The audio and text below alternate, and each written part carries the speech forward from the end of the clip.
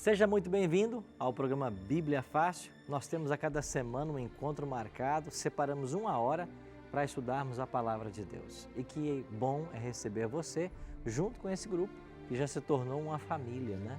A gente já está junto aqui há um tempo, aprendendo cada dia mais a Palavra de Deus.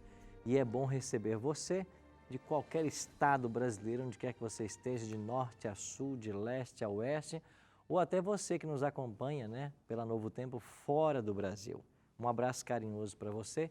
Esse programa está estudando uma temporada sobre os ensinos de Jesus. E hoje vamos estudar mais um tema, o que Jesus ensinou sobre a igreja. Interessante, esse é um tema muito interessante e você fica aí sintonizado, que nós temos muito que aprender hoje. Eu queria aproveitar e oferecer para você o nosso guia de estudo. Vai aparecer na tela aí para você os canais para você solicitar esse guia. Ao longo do programa, a gente sempre deixa aqui a legenda também convidando você para solicitar esse guia. Quem preenche o questionário desse guia e acerta pelo menos 70%, pode ganhar este DVD, que é o mesmo tema que nós gravamos lá em Israel, Egito e Palestina. E você pode também receber esse material. Lembrando que tudo isso aqui é um brinde da Novo Tempo para você não paga nada por isso. A gente envia pelo correio até a sua casa para que você conheça mais a Palavra de Deus. Uma palavra de gratidão aos Anjos da Esperança, você que tem apoiado o Ministério da Novo Tempo, muito obrigado por isso. Graças à sua oferta, o seu apoio, é que a gente pode aqui manter a Novo Tempo e distribuir aí pelo menos 30 mil estudos todas as semanas. Isso é extraordinário, não? Nós já temos hoje na Escola Bíblica, matriculados com a gente, mais de 1 milhão de pessoas que solicitaram materiais e estão aprendendo a Bíblia com a Novo Tempo. Se você quiser fazer um curso online, eu vou dar para você um site muito especial agora, biblia.com.br, biblia.com.br. Acesse esse site, nós temos lá vários cursos que você pode fazer de forma online, bem simples e prático, e você compreende mais a Palavra de Deus. Nós acreditamos piamente que a Bíblia é um farol, é uma lâmpada, é uma luz e ela guia o nosso caminho em direção à vida eterna. E o grande objetivo da Novo Tempo é que você conheça mais a Palavra de Deus, ok? Já estamos todos prontos para começarmos mais um tema? Eu queria convidar você a pegar a sua Bíblia. Nós antes vamos fazer uma oração, mas hoje vamos aprender o que Jesus ensinou sobre a igreja. Esse é um tema muito interessante. Vamos então fazer uma oração antes de começarmos o estudo? Nosso Pai, muito obrigado por estarmos reunidos mais uma vez para estudarmos a Tua Palavra. Oramos para que o Teu bom e Santo Espírito nos assista mais uma vez e que nós possamos compreender a Tua vontade para a nossa vida. Em nome de Cristo nós te oramos. Amém. Tome sua Bíblia e vamos então aprender a respeito desse tema, a respeito da igreja. Aqui está uma foto de uma maquete do Templo de Salomão, que existe lá em Israel. O Templo de Salomão era o centro da religião judaica. Na realidade, o santuário sempre foi o centro. Lá em Êxodo 25:8, Deus mandou Moisés construir um santuário. Estão lembrados? Deus queria morar no meio do povo. E então Moisés construiu uma tenda móvel. Ela era feita aí de cortinas e peles de animais, e enquanto o povo de Israel caminhava pelo deserto, a tenda ia se deslocando junto com o povo. Quando o povo de Israel chegou lá em Canaã, a tenda foi fixada lá em Siló. Mas um dia, Davi chegou no trono, e ele passeava pelos seus belos palácios em Jerusalém, e ele chegou à seguinte conclusão: eu que sou um pecador, moro nesse lindo palácio, e Deus mora lá numa tenda de tecidos e peles de animais. Então eu vou fazer uma casa para Deus. E Davi então colocou no seu coração construir o templo. Só que Deus, através do profeta Natã, disse para ele que ele não construiria, porque ele era um homem muito sanguinário, mas daria ao filho dele a oportunidade. E Davi, sabendo disso, ele começou a fazer uma poupança. E ele juntou todos os recursos necessários para a construção do templo. E quando Salomão, seu filho, torna-se rei, já havia em caixa todo o recurso para que o templo fosse construído. Então Salomão constrói o templo E em 1 Reis capítulo 6, você tem um momento em que Salomão ora dedicando o templo a Deus. E a Shekinah, que era a glória da presença de Deus, que estava lá na tenda da na tenda móvel, né? Na tenda da congregação, como era chamada, essa Shekinah sai de lá, vem até o templo e pousa sobre o templo. E a partir daí, todo o ritual de sacrifícios passa a acontecer agora no templo recém-inaugurado. Depois esse templo foi destruído, reconstruído por Zorobabel, reformado por Herodes, e então você encontra Jesus visitando o templo. Que templo foi? O templo que Zorobabel reergueu e que Herodes reformou. Então, no Antigo Testamento, o templo era o centro da religião de Israel. E ser filho de Deus, membro da sua família, era ser israelita. Então, desde o Gênesis, Deus tem um povo, mas em Abraão ele escolhe uma nação. E de Abraão vem Isaac, de Isaac vem Jacó, e de Jacó vem 12 filhos, as 12 tribos de Israel. Então, ser povo de Deus no Antigo Testamento é ser israelita, ou por nascimento, ou por circuncisão. Então, qualquer pessoa de outro povo que quisesse servir ao Deus de Israel, passava pelo rito da circuncisão e agora era um israelita. Então, Deus tinha um povo no Antigo Testamento. Agora, quando vem Cristo, ele deu fim ao sistema sacrificial. E no ano 34, 3 anos depois da morte de Cristo, a profecia de Daniel, que dava para a nação judaica ainda 490 anos de oportunidade e graça, ela se cumpre. E no ano 34, o povo de Israel deixou de ser a nação escolhida. A partir desse momento, quem é povo de Deus agora? Todo aquele que aceita a Cristo como seu Salvador. Aí nasce a igreja cristã. Aí eu pergunto, 2000 anos se passaram. Deus tem uma igreja hoje? Se Deus sempre teve um povo, aonde está o povo dele hoje? Então eu, quando olho para a Bíblia, eu descubro que a Bíblia apresenta as características do povo de Deus no tempo do fim, no tempo em que nós estamos vivendo. Então, nosso objetivo hoje é olhar para a Bíblia e perguntar assim, Jesus fundou uma igreja, a igreja cristã, e no tempo do fim, aonde está a descendência dessa igreja cristã? Então, vamos deixar que a Bíblia nos oriente. Mateus 16, 16 e 18 fala sobre o fundamento da igreja sendo estabelecido. E a pergunta é, quem é o fundador da igreja cristã? Mateus 16, verso 18 diz assim, respondendo Simão Pedro disse, tu és o Cristo, o Filho do Deus vivo. Simão Pedro respondeu isso porque Cristo perguntou para eles assim, o que é que a multidão diz que eu sou? Quem eles dizem que eu sou? Jesus perguntou. E os discípulos responderam, olha, alguns dizem que tu és Elias, outros dizem que tu és João Batista, outros dizem que tu és um grande profeta. E então Jesus volta-se para os 12 e pergunta assim, e vocês? Quem vocês dizem que eu sou? Aí Pedro toma a dianteira e diz assim, tu és o Cristo, o Filho do Deus vivo. Aí no verso 18, Jesus fala assim, também eu te digo que tu és Pedro, e sobre esta pedra edificarei a minha igreja, e as portas do inferno não prevalecerão contra ela. Eu queria parafrasear o verso 18, que é um verso muito mal interpretado hoje. Cristo disse assim no grego, tu és Petros, e sob esta pedra edificarei a minha igreja. Alguns acham que Jesus fundamentou a sua igreja sobre Pedro, com base nesse texto. Mas quando você estuda um pouquinho do grego e o Novo Testamento, você descobre que isso não é verdade. Pedro não é o fundamento da igreja. O fundamento é Cristo. E no grego está claro isso. Tu és Petros, e o que significa Petros? Um pequeno seixo, uma pedra movediça que facilmente se quebra. E sob esta pedra edificarei a minha igreja.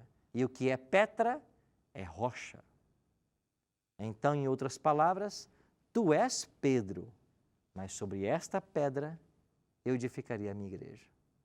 E quando você vai para o Novo Testamento, Cristo é apresentado como a rocha, a pedra angular que foi rejeitada. Então, o fundamento da igreja é o próprio Jesus Cristo. Olha o que diz o apóstolo Paulo em Efésios capítulo 2. Assim, já não sois estrangeiros e peregrinos, mas concidadão dos santos, e sois da família de Deus. Então, Paulo está se dirigindo para os crentes de Éfeso, dizendo assim: vocês não são mais estrangeiros, vocês agora são concidadãos dos santos, vocês são a família de Deus, os crentes em Éfeso. Aí Paulo diz assim: edificados sobre o fundamento dos apóstolos e profetas, sendo ele mesmo, Cristo Jesus, a pedra angular. Então Paulo reconheceu que Jesus é o fundamento. E ele ainda diz mais: no qual todo edifício bem ajustado cresce para santuário dedicado ao Senhor. Então o edifício que é a igreja está fundamentado em cima da rocha que é o próprio Jesus Cristo. Aí vem uma outra questão. Qual é o grande desejo que Cristo tem para esta igreja que ele fundou, da qual ele é a rocha? Efésios 5, 27, Paulo diz assim: para apresentar a si mesmo igreja gloriosa, sem mácula, nem ruga, nem coisa semelhante, porém santa e sem defeito. Então, qual é o desejo de Deus para a igreja? Que ela seja santa e sem defeito, sem mácula, sem ruga. E nós já aprendemos aqui que ser santo não é não pecar. Santidade não é impecabilidade. Santidade é ser separado do mundo para uso sagrado. Então Deus quer que a igreja se separe do mundo no sentido das práticas pecaminosas para representá-lo no mundo. Essa é a função da igreja. E um último detalhe: a palavra igreja no Novo Testamento, ela é uma palavra que aparece no Novo Testamento, é eclesia. E a palavra eclesia significa os chamados para fora. Então, se no passado Deus tinha uma missão que a gente chama de centrípeta, onde ele buscava atrair as nações para Israel e para o templo, no Novo Testamento, Deus tem uma missão centrífuga, onde ele chama as pessoas para tomarem sua cruz, segui-lo e saírem para pregar. Por isso que a palavra eclesia, igreja, quer dizer os chamados para fora.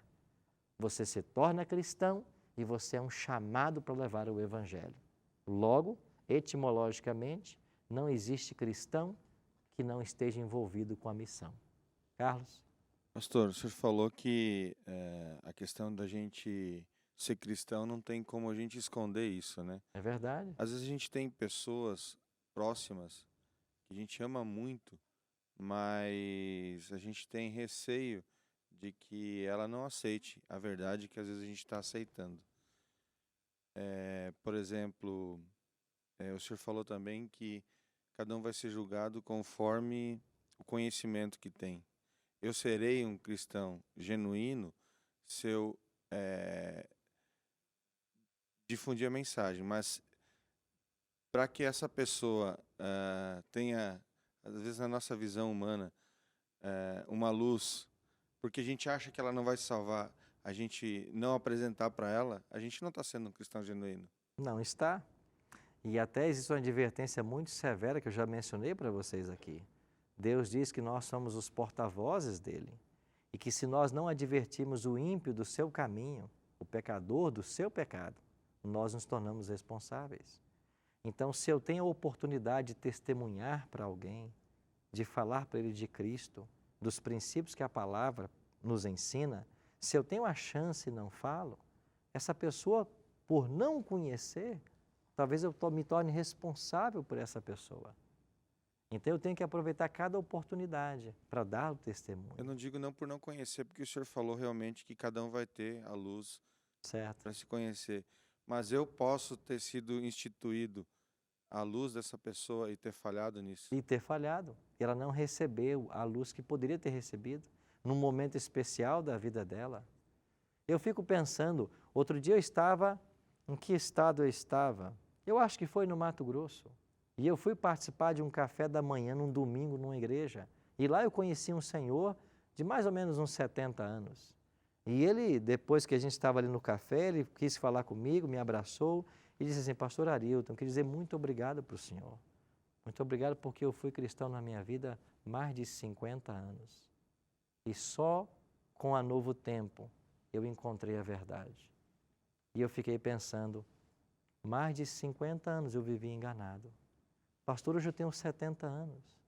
Eu queria ter a força da juventude para poder fazer tudo diferente. Quanta cabeçada eu dei na minha vida porque eu não tinha a luz do Evangelho. Quanta coisa eu deixei de viver porque eu não conhecia a verdade. Então eu fiquei pensando, será que lá no passado, na adolescência desse garoto, desse senhor, não faltou alguém ali próximo para dizer, olha, o caminho é esse, anda por ele? E isso a gente encontra sempre por aí pessoas assim. Eu não tive a chance de conhecer, e agora eu estou conhecendo essa mensagem já num momento difícil da minha vida. Então a gente não pode perder nenhuma oportunidade. Yara. Iana, desculpa. Pastor, eu tenho pessoas muito queridas que têm uma visão do crente, do cristão, do evangélico. Eu não posso dizer que é distorcida, porque a gente tem várias denominações que, infelizmente, depõem contra os evangélicos, né? Uhum. Se você convive com uma pessoa e você vê que ela não tem intimidade com a Bíblia, ela realmente nem conhece a Bíblia, mas com o seu ensino, com tudo que você tem aprendido, você percebe que aquela pessoa, independente da Bíblia, anda nos caminhos, né, de Jesus, Aham. que elas obedecem os mandamentos, mesmo sem estarem conscientes disso. E você só, assim, vai aparando daqui, aparando dali, introduz uma coisinha aqui. Esse cristão, no caso, que está ali só, eu estou falando eu, né? Se eu for uma cristã, se eu realmente me decidir, essa pessoa, eu vou estar falhando, eu vou estar pecando, porque assim, se eu chegar para algumas pessoas que me são muito próximas e falar da Bíblia e olha, vamos estudar, essas pessoas vão ficar mais arredias. Essas Aham. pessoas vão falar assim, você está louca, você está ficando doida, você está ficando bitolada, igual esses crentes, daqui a pouco você não vai depilar a perna. Algumas coisas assim que eu ouço, né? Qual que é o meu pecado nisso aí? Às vezes a gente acha que a pessoa sem o conhecimento estaria melhor. Mas isso é um engano. Porque todo conhecimento que a palavra traz, ele é sempre positivo, ele é sempre bom. O que a gente precisa ter é a habilidade para alcançar cada coração. E essa habilidade a gente tem que pedir para que Deus nos dê. Eu me tornei cristão com 13 anos, mas eu tinha um pai que fumava, bebia e nunca dava ouvidos a nada. Precisou chegar um momento difícil da vida dele, onde pela primeira vez eu vi meu pai chorar. E foi quando eu vi essa situação dele perder o meu avô, o pai dele, foi a primeira oportunidade que eu vi que uma porta se abriu para o meu testemunho. E eu aproveitei para falar para ele do Deus que nós temos, do amor dele e que ele é pai. E foi isso que abrandou o coração de meu pai. E tempos depois, ele estava se decidindo pelo Evangelho. Então, nós precisamos buscar de Deus essa habilidade. Então, cada pessoa é diferente. Jesus era assim. Ele tratou Nicodemos de uma forma e a samaritana de outra. Ele lidou com as pessoas de forma diferente. Então, a gente tem que buscar de Deus a habilidade para saber a hora certa de falar e a forma certa de falar. E ao se ensinar a Bíblia, nós temos que lembrar de 2 conselhos. O primeiro vem de Cristo, quando ele disse para os discípulos assim: eu tenho muita coisa para dizer para vocês, mas vocês não estão prontos ainda. Ele esperou a hora de dizer. E quando você vai para Paulo, Paulo diz assim: eu dei leite para vocês beberem e não alimento sólido, porque vocês não estavam prontos para comer e nem agora ainda estão. Ou seja, nós temos que apresentar a verdade, o Evangelho, mas ele tem um momento certo também de chegar na vida da pessoa. Então, essa habilidade, Deus dá para todo aquele que pede. Porque se Deus está mandando você pregar o Evangelho, você acha que Ele não vai te dar essa habilidade? Claro que Ele vai. Ele está mandando, então todo aquele que Deus chama, Ele capacita. O meu comportamento ou a mudança do meu comportamento seria levar o evangelho? Claro, um exemplo fala mais do que palavras. Isso é muito importante. Eu ouvi uma frase outro dia muito interessante. O teu comportamento soa tão alto que não me deixa ouvir tua voz. Então, primeiro a gente leva com o comportamento. Agora, o testemunho, o comportamental, não omite ou não inibe também a gente falar, verbalizar aquilo que a pessoa precisa aprender. Nós vamos para o intervalo e assim que voltarmos, vamos continuar aprendendo mais a respeito do tema da igreja. Não sai daí, a gente volta logo.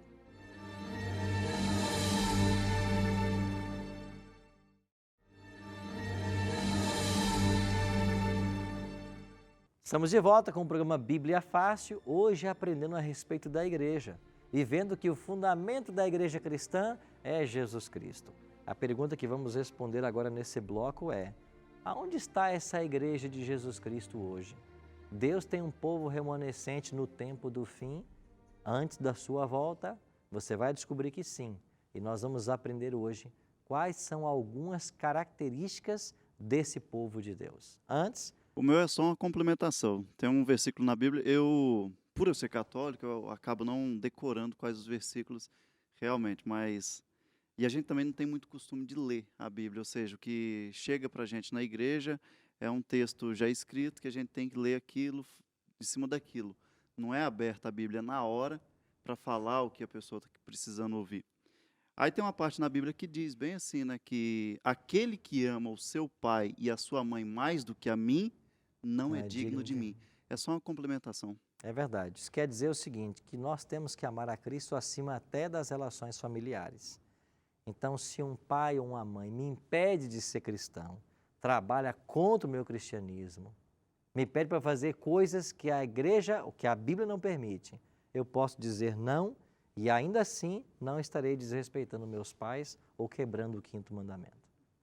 Vamos avançar então, antes porém aqui, Pastor, a gente Renan. viu o costume de muitas pessoas de começarem a ir a uma igreja e com um tempo, determinado tempo, ela parar de ir. E aí você visita a pessoa, ela fala assim, não, eu não estou indo mais na igreja, mas eu estou fazendo minhas orações em casa, estou buscando a Deus em casa, eu estou bem, eu não estou afastado, eu só estou tirando um tempo e estou ficando em casa, fazendo minhas orações em casa. Então essa tem sido a desculpa ou a informação de muitas pessoas que estão deixando de ir para a igreja e aprender a palavra de Deus. Então, nesse caso, como que a gente deve conduzir essa pessoa? Eu acho que a primeira questão seria, você deixou de ir por quê? E sabe o que você vai descobrir? Que grande parte das pessoas que visitam a igreja, elas deixam de continuar frequentando porque se decepcionaram com alguma coisa. Então, nós temos que ajudar essas pessoas. E como você ajuda? A gente ajuda assim. A igreja, ela é comparada a um hospital. Um hospital é um lugar cheio de doentes. A igreja é um lugar cheio de pecadores. Se você espera ir para a igreja e não encontrar nenhum pecador, você está indo para o lugar errado. Qualquer igreja, ela está cheia de pecadores. Agora, eu vou para a igreja, não é para olhar o comportamento desse ou daquele, e para dizer assim, esse ou aquele não vive o evangelho e por isso eu não volto para a igreja. O que é que Jesus Cristo tem a ver com isso? Então, meu cristianismo não é baseado no comportamento do irmão ou da irmã. O meu cristianismo é baseado em Jesus Cristo. Ele é o meu modelo. E aqui está o grande problema do cristianismo hoje. As pessoas estão buscando um modelo dentro da igreja e o irmão, a irmã, o diácono, o ancião, o presbítero, o pastor, o bispo, é o meu modelo, mas não tem que ser assim. É verdade que nós temos que ter um comportamento modelo para todos. Isso é verdade. Mas também é verdade que eu não posso espelhar o meu cristianismo numa pessoa. Porque cedo ou tarde as pessoas falham. Então eu vou deixar de ir na igreja porque lá tem pecadores? Onde eu vou então? Aonde não tem pecador nesse mundo? Você não vai à igreja nenhuma. Então eu tenho que entender que a igreja é um hospital. Agora a função da igreja é trazer tratamento em todo culto, em todo momento para esses doentes. Então eu tenho que ir lá para me relacionar com Jesus Cristo e não para olhar o que está acontecendo ou o defeito de A mais B. Então nesse aspecto, eu tenho que viver o meu cristianismo. Eu tenho que ajudar quantos eu puder, sem tentar fazer de uma pessoa um modelo para mim. Então, acho que esse é o primeiro passo. E se você identifica qual foi a decepção, você pode tentar ajudar a pessoa a entender que o modelo para ela é Jesus Cristo e ninguém mais na igreja. Aniele? Pastor Arilton, e as pessoas que preferem orar em casa? Tipo assim, olha, eu não me identifico com a igreja, eu não gosto do ritual, eu vou pegar a Bíblia, vou orar em casa só e vou seguir minha vida. Qual a necessidade que o ser humano tem de uma igreja? Se A isso fu- faz diferença para Deus? Ok. Se Cristo estabeleceu uma igreja, e nós lemos isso hoje, então a igreja tem que ter uma função na vida do cristão. Se ela não fosse necessária, o Cristo não teria fundado a igreja. Então, qual é a função da igreja? Paulo vai dizer que ela tem a função de ser coluna e baluarte da verdade. O que significa isso? Primeiro, a igreja ela é detentora, ela prolifera a verdade. Então, se eu quero saber o que é certo e o que é errado, a igreja tem que dizer para mim. Então, uma igreja séria, primeira coisa é isso. Você quer saber o que é verdade? Essa igreja tem que ensinar. Então, onde está a verdade? Está na Bíblia. Então, a igreja tem que ensinar a Bíblia. Então, qual é a parte central da liturgia desta igreja? É a Bíblia. Então, quando eu vou na igreja, a parte central tem que ser a Bíblia. A Bíblia tem que ser explicada. Assim as pessoas conhecem o que é certo e o que é errado, as pessoas são alimentadas, as pessoas são corrigidas, as pessoas são aconselhadas, porque isso faz parte do processo de discipulado. Cristo não só chamou os 12, Ele os aconselhou, Ele os corrigiu, Ele os admoestou. Essa é a função da igreja. O livro de Hebreus diz assim, não nos deixemos de congregar, como é costume de alguns. Antes, quanto mais vede que aquele dia se aproxima, a gente deve estar unido nas igrejas, nos congregando. E o que acontece na igreja?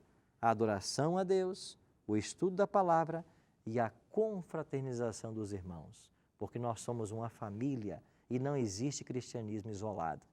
É por isso que o cristão não deve ficar em casa. E ler a Bíblia, claro, ele tem que ler a Bíblia em casa, ele tem que orar, e são práticas comuns, mas a igreja tem a sua importância, que a própria Bíblia coloca para nós. Só complementando, muitos usam o ficar em casa, não ir à igreja, porque Deus disse que Ele não habita em templos feitos por mãos humanas, mas as pessoas não entendem que o templo somos nós, que a gente vai no tijolo, na lajota ali para adorar, porque se a gente não estiver ali, Deus não está ali, porque o templo somos nós. Procede? Claro, Jesus falou assim, onde estiver 2 ou 3 reunidos em meu nome, ali estarei. Então, se eu vou numa igreja e tem lá 2 ou 3, ali Cristo está. Pode ser o templo mais lindo do mundo. Se não tiver um verdadeiro cristão ali, Deus não está ali. Certo? Então, Deus quer estar onde as pessoas estão. Ele é apaixonado por pessoas. Essa é a grande verdade que a Bíblia ensina. Então, nós vamos passar 4 características a respeito dessa igreja no tempo do fim. Como que eu posso identificá-la? Antes, Adriano. Se o profeta Daniel fez aquelas previsões ou aquelas profecias há mais ou menos 700 anos antes de Cristo, 600 anos antes de Cristo. 600 anos um antes pouco de menos Cristo. que isso. Cristo chegou, fundou a igreja cristã ou a igreja católica, né? Por quê? O próprio Cristo permitiria a criação de novas religiões ou novas igrejas. Cristo fundou uma igreja que é a igreja cristã. Ele não fundou a igreja católica. Ele fundou a igreja cristã. A igreja cristã que Jesus fundou, ela tinha características. E qual era a principal característica dela? Os apóstolos, a doutrina apostólica, ela permaneceu. A igreja ensinava isso. Se você quiser um quadro claro desta igreja que Jesus fundou, ela está em Atos 2, 42 em diante. E Atos 2, 42 em diante, vai dizer que essa igreja perseverava na doutrina dos apóstolos, no partir do pão e na comunhão. Então, essa igreja tinha a doutrina, tinha a unidade, e esta igreja que Jesus fundou. O nome católico e a igreja católica vai surgir séculos depois. E o nome católico quer dizer universal, certo? Mas a igreja que Jesus fundou não tinha um nome, era a igreja cristã. Depois, a igreja cristã, com o passar do tempo, veio o Império Romano e no quarto século, o Império Romano oficializa a igreja como romana. Isso foi uma atitude de Constantino, um dos imperadores de Roma. E depois você tem, então, quando a igreja romana abandona a fé apostólica e começa a viver de tradições e deixa que o paganismo do Império Romano venha para dentro da igreja, então os sinceros de Deus, eles começam a sair. E aí começa a ramificação. Essa ramificação vai ter uma outra no século XI, você vai ter uma grande ramificação no século depois XVI e no século XVIII. E hoje nós chegamos a ter milhares de denominações cristãs. É correto alguns líderes religiosos usar a palavra apóstolo antes do nome? Nos tempos de hoje. O termo apóstolo é um termo usado na Bíblia para os 12. A igreja Então tinha está errado. oficiais que eram chamados de presbíteros, diáconos, diaconisas, pastores. Agora, o termo apóstolo na Bíblia era Foram só usado aqueles para os 12. 12. Do que eu entendo da igreja cristã, pelos estudos que eu fiz de história da igreja, o termo apóstolo sempre foi restrito aos 12. Surgiram outros termos, E por causa mas não desse, surgiu um outro dizendo ser apóstolo.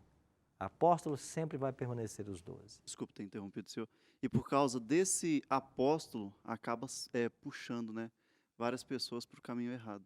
As pessoas querem assumir o termo para tentar assumir a autoridade. Isso. Se você quer autoridade apostólica, você tem que buscar a pessoa do Espírito Santo. É o Espírito que a gente vai dar autoridade e não um título. A autoridade de Cristo era baseada nisso. Ele era uma pessoa cheia do Espírito e conhecedor da palavra. Então, a autoridade espiritual se baseia em duas coisas: em conhecer a palavra e praticar a palavra. É daí que vem a autoridade espiritual. Deus tem um povo hoje? Tem que ter. Certamente tem, teve em todas as épocas. Quais são as características desse povo hoje? Vamos ver pelo menos 4. Primeira característica: esta igreja guarda todos os mandamentos de Deus. Esse texto de Apocalipse 12, 17, nós lemos semana passada. Irou-se o dragão contra a mulher, estão lembrados? E foi fazer guerra com os restantes da sua descendência, os que guardam os mandamentos de Deus. Então, o povo de Deus hoje, ele tem que guardar os mandamentos. Se alguém prega contra os mandamentos, esse não é povo de Deus. Essa é uma primeira característica. Segunda característica, tem o testemunho de Jesus. Em Apocalipse 12, 17 mesmo nós lemos que o dragão irou-se contra a mulher, foi fazer guerra com os restantes da sua descendência, os que guardam os mandamentos de Deus, e aparece aí uma outra característica. E tem o testemunho de Jesus. Eu queria que você olhasse para esse texto aqui, em Apocalipse 12, 17. As duas características do povo remanescente nesse verso, 12, 17, é que eles guardam os mandamentos de Deus e têm o testemunho de Jesus. Agora, o que é o testemunho de Jesus? Eu não posso interpretá-lo ao meu bel prazer. Eu tenho que deixar que a Bíblia diga.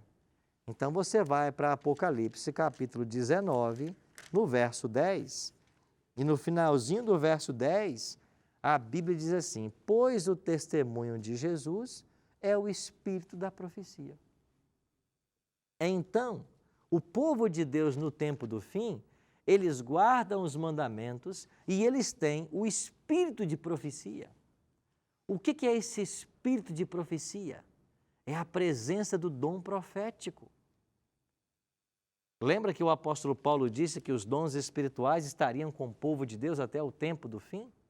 Lembra que Jesus advertiu que no tempo do fim surgiriam falsos cristos e falsos profetas?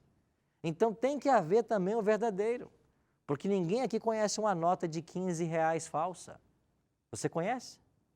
Uma nota de R$ 15 falsa? Ela não existe, porque não existe a verdadeira. Então, se haveriam falsos profetas no tempo do fim, é porque haveriam verdadeiros. E Apocalipse está dizendo que a igreja de Deus, ela vai guardar os mandamentos e ela vai ter um profeta. A igreja adventista acredita em Ellen G. White como profetisa. E na próxima semana, nós vamos estudar a respeito de Ellen G. White. Quem foi essa mulher? O que a igreja crê sobre ela? E qual o papel dela para os adventistas? Esse será o tema de semana que vem. Terceira característica. A igreja de Deus no tempo do fim, ela tem uma mensagem singular contida em Apocalipse, capítulo 14, versos 6 a 12. E quando você vai para Apocalipse 14, versos 6 a 12, você encontra aqui 3 mensagens angélicas. Essas 3 mensagens angélicas é a essência do que a igreja tem que pregar no tempo do fim. Resumindo para vocês, a primeira mensagem diz assim, que nós devemos temer a Deus e dar glória a Ele, porque é chegada a hora do seu juízo. Ou seja, o juízo começou. Esta é a mensagem que a igreja tem que anunciar. E o primeiro anjo continua, adorai aquele que fez os céus, a terra, o mar e as fontes das águas. E essa mensagem, adorai aquele que fez, é um chamado para adorar o Criador. E essa expressão, aquele que fez céu, terra, mar e fontes de água, ela está sendo tomada literalmente do 4º mandamento. Então a igreja do tempo do fim, ela tem uma primeira mensagem. O juízo começou e nós devemos adorar aquele que criou os céus e a terra. Segunda mensagem, caiu a grande Babilônia, Apocalipse 14, 8. O que é a queda de Babilônia? Babilônia, no Apocalipse, significa a confusão religiosa que se assentou em nossos dias, onde cada um prega o que bem entende com a Bíblia. O que essa igreja tem que anunciar? Que Babilônia é caída. E como que a gente denuncia a queda de Babilônia? Pregando a verdade. Porque quando você prega a verdade, o erro cai por terra. Então essa é a função da igreja. E a terceira mensagem, se alguém adora a besta e a sua imagem, esse vai perder a sua vida eterna. E quem é a besta de Apocalipse 14, 9 a 12? É um poder religioso que vai se unir a um outro poder político e eles vão combater o povo de Deus. E eles vão buscar ser adorados no lugar de Deus. Quando isso acontecer, nós não vamos nos render a esse poder, mas vamos adorar somente a Deus. E quem adorar esse poder vai perder a sua salvação. Daniele? Pastor Arilton, então, no caso, a igreja católica, né? Aqui eu faço parte e tal. Por ela estar rejeitando o sábado, né? Como um mandamento. E por rejeitar o mandamento que fala que não farás para ti imagens de escultura. Aí faz dela uma igreja não verdadeira. Toda igreja que não pauta sua doutrina exclusivamente pela Bíblia ou deixa de ouvir o que a Bíblia está ensinando, ela não pode ser considerada a igreja da Bíblia. É porque muitos católicos, assim, eu digo porque minha irmã, eu li com ela o Êxodo 20 e ela não sabia que tinha esse mandamento, né? Que Deus diz para não fazer imagem de Foi escultura. muito bom você mencionar isso. Ela não sabia, porque eu queria concluir o estudo de hoje dizendo para vocês uma coisa que vocês nunca mais devem esquecer. Você diz assim, ela não sabia. Por que ela não sabia?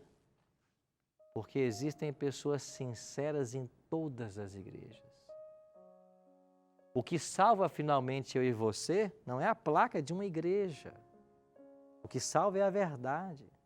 Agora, Deus tem filhos sinceros dentro de todas as igrejas. E esses filhos sinceros estão praticando coisas que são erradas, mas eles não sabem que são erradas, porque o líder religioso não ensinou para ele que é errado. E por que o líder não ensinou? Porque a Bíblia não ocupa o centro da religião. Porque vai-se para o culto e gasta lá tempos e tempos com o demônio e a Bíblia não é estudada. Vai para o culto e todo mundo falando línguas ao mesmo tempo, ninguém entende nada e a Bíblia não é estudada. Vai para o culto e é uma promessa de cura, cura que nunca acontece e ninguém estuda a Bíblia.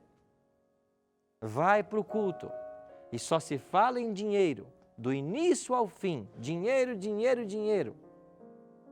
Prosperidade, prosperidade, prosperidade. Mas a Bíblia não é estudada. É por isso que tem gente que não sabe. Então vocês são privilegiados, porque vocês estão tendo um tempo para parar, para conhecer a verdade. Isso é um privilégio. Quantas pessoas queriam estar sentadas nessas poltronas aprendendo? Quantas pessoas como a sua irmã certamente queria saber do que é certo e do que é errado há muito tempo. Mas aquele que tem a responsabilidade de ensinar, não ensina. Porque não vai para a Bíblia. Fica com a tradição, fica com outra história e não Bíblia. Um outro detalhe. Deus tem hoje 2 igrejas. E eu termino com isso. Deus tem uma igreja remanescente e visível. Esta igreja, ela exalta os mandamentos de Deus. Ela tem um profeta moderno. Ela tem uma mensagem clara para pregar. Ela é um movimento mundial. Por quê? Porque a missão de Cristo é mundial. Ela tem que ser mundial. E eu digo para você, sem nenhum medo de errar e sem nenhuma jactância, que essa igreja visível é a igreja adventista do 7º dia. Eu não tenho mais tempo hoje, mas você pode ir na internet e buscar nossos estudos das profecias de Daniel, capítulo 8 e 9. E você vai entender que a igreja adventista nasceu no dia 22 de outubro de 1844, no dia em que o profeta Daniel marcou para ela nascer. Você vai descobrir que a igreja adventista ensina toda a Bíblia, toda. E eu desafio qualquer pessoa a pegar a Bíblia e dizer para mim assim, o que nós não ensinamos nesse livro? Me mostra. E eu desafio o contrário. Pega o livro Nisto Cremos, que é o que contém tudo que os adventistas creem, e me aponta nele uma vírgula que nós ensinamos que não esteja fortemente alicerçado na Bíblia. Então Deus tem uma igreja visível. Essa igreja tem um profeta. Ela se chama Ellen G. White. Semana que vem eu vou explicar para vocês quem foi Ellen G. White, o que significa ter esse profeta. Essa igreja está presente no mundo inteiro. Não existe igreja mais espalhada no mundo que a igreja adventista. Não estou falando em quantidade, estou falando em presença. Agora, a igreja adventista tem pecador dentro dela? O que vocês acham? Claro que tem. Tem gente errada? Tem. Comete falhas? Comete. E então por que você é adventista? É porque é a igreja que mais se aproxima da Bíblia. Eu estou nela há mais de 30 anos. E não estou porque sou pastor, porque fui com 13 anos. E desde que eu conheci a verdade, eu me tornei um adventista. E você que está me ouvindo, pode pensar, pastor, isso é exclusivismo religioso. Não. E sabe por que não é? Porque eu te convido a ser um adventista. E você pode ser. Então não é exclusivismo. Agora eu sou adventista porque tudo que esse livro ensina, nós ensinamos. E tudo que nós ensinamos está nesse livro. Eu acredito que Deus tem uma igreja visível. E essa é a igreja adventista. Mas eu também acredito que Deus tem uma igreja invisível. E aonde está essa igreja invisível? Ela é composta de todos os sinceros filhos de Deus espalhados pelo planeta, independente da igreja. E eu tenho apoio bíblico para dizer o que eu estou dizendo para vocês. Eu não sei se eu coloquei aqui no slide, aqui está. Um dos textos é esse aqui, um deles. Jesus diz assim em João 10,16, Eu ainda tenho outras ovelhas que não são desse aprisco. Elas não estão comigo ainda, mas a mim convém conduzi-las. Elas ouvirão a minha voz e haverá um só rebanho e um só pastor. Ou seja, Jesus tem muitos filhos em qualquer igreja. E você, quando vai para Apocalipse 18, versículo 4, Deus diz assim: sai de Babilônia, povo meu. Ora, Deus tem um povo em Babilônia? Tem. E eu vou dizer uma última verdade para vocês, que talvez os adventistas fiquem chocados. A maior parte dos filhos de Deus ainda não estão na igreja adventista. Estão lá fora. A maior parte dos filhos de Deus não estão na igreja adventista. Estão lá fora. Quando muitos deles vierem, muitos adventistas sairão. E por que os adventistas sairão? Os adventistas nominais. Se diz adventista, mas não é. Ele vai sair cedo ou tarde. Então Deus tem um povo, tem uma igreja visível e tem uma igreja invisível. Então eu sou convidado a fazer parte da igreja visível e ser fiel nela e não sair dela. E para não sair, eu não posso ser um cristão nominal. Eu tenho que ser um cristão como a palavra me orienta. Nós vamos ter uma música agora. E enquanto essa música estiver sendo cantada pela Joyce, eu queria que você pensasse, se de fato Deus tem essa igreja, ela tem essas características, se o que o pastor está dizendo é verdade, eu vou me dar o direito de pelo menos ir fazer uma visita. Eu quero conhecer. Eu vou lá visitar uma igreja adventista. Acesse o site encontreumaigreja.com.br. Você vai encontrar o nosso endereço. Faça uma visita. Veja de fato se essa igreja vive tudo que a palavra nos orienta, se está ensinando tudo. E então você vai estar apto a tomar uma decisão. Pense nisso.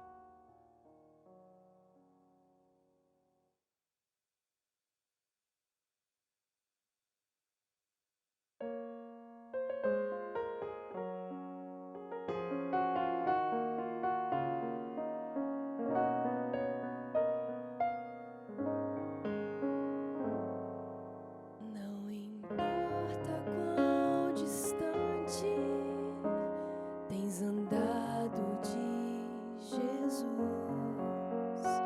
pense um pouco nesse instante no poder da sua cruz.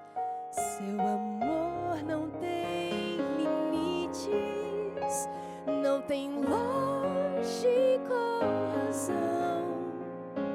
Seu olhar é um convite para aceitar o seu perdão. Hoje é o dia de voltar. Não olhes para trás. Se teu coração falar, não adies nada mais. Só Jesus te ama assim. Lá na cruz em ti pensou. Tu és tudo para mim. Vem, meu filho, aqui estou.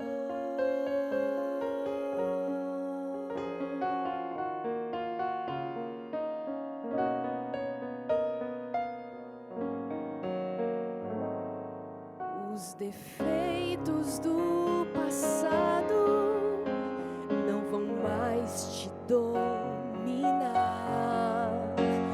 Os espinhos do pecado, seu amor vai arrancar. O vazio que te atormenta Só Jesus vai preencher. Se tua vida Ele aceita, pra que mais se esconder? Hoje é o dia de voltar. Não olhes para trás. Se teu coração falar, não adies nada mais. Só Jesus te ama assim. Lá na cruz em ti pensou. Tu és tudo para mim. Vem, meu filho, aqui estou.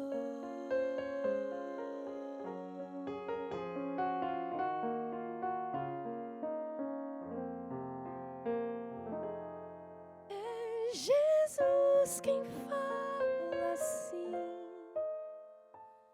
Lá na cruz eu te esperei. Volta agora para mim. Todo tempo eu te amei.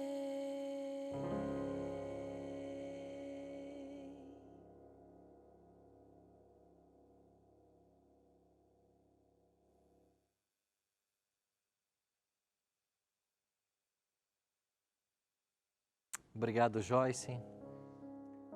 Que linda essa música. Só Jesus te ama assim. Lá na cruz eu te esperei. Ele te espera ainda. 2000 anos depois, Ele te espera. Espera que você seja sincero. Que você analise aquilo que você está ouvindo. Nós não queremos o seu dinheiro. Não. Nós não queremos o seu dinheiro. Nós queremos a sua salvação. Nós não queremos te iludir. Nós queremos que você conheça toda a verdade. Nós queremos que você se torne um parceiro de caminhada. Nós queremos juntos, com uma grande família, irmos para os céus. Por isso você está convidado a ser um adventista. Examine o que a gente está ensinando. Abra a sua Bíblia, pesquise o que nós falamos hoje. Volte o vídeo quantas vezes preciso for aqui na internet. Se de fato o que estamos ensinando é verdade, se levanta e toma a sua decisão. Certamente eu estou falando para alguém agora que quer tomar a sua decisão de se tornar um cristão adventista agora, de aceitar a Cristo como seu Salvador e de se unir à Igreja Adventista. Eu tenho um convite para você. Acesse o site decidimudar.com.br. Acesse esse site, decidimudar.com.br. Coloque os seus dados, mande para nós. Nós vamos ajudar você na sua caminhada. O que nós queremos é uma família comprometida com a verdade. Nós não estamos interessados no seu dinheiro, não estamos interessados nas coisas que você tem, não. Nós estamos interessados na sua salvação. Esse é o grande negócio da Igreja Adventista. E Cristo está chamando eu e você para uma nova decisão, para uma nova postura. Eu queria orar por isso, para que nós não perdêssemos a oportunidade de decidir por Jesus e pela Igreja verdadeira. Pai Santo, muito obrigado pela Tua palavra, porque ela permanece inalterada. As verdades que ela apresenta são eternas. E nós louvamos o Teu nome por isso. Obrigado por sabermos que o Senhor fundou essa igreja. O Senhor é a rocha de esquina. E as portas do inferno não vão prevalecer contra ela. Obrigado por saber que o Senhor nos ama, que o Senhor tem um plano para a nossa vida. Por isso nós queremos abrir-te nosso coração, te aceitar como nosso Salvador pessoal e nos unir ao povo remanescente. Ajuda-nos nessa decisão. Tome conta de todos nós e cumpra a tua promessa de Filipenses 1, verso 6. Aquele que começou boa obra em vós, há de completá-la até o dia de Cristo Jesus. E é em nome dele que nós te oramos. Amém. Muito obrigado pela sua companhia no programa de hoje. Semana que vem, vamos aprender sobre Ellen G. White. Eu te espero no Bíblia Fácil.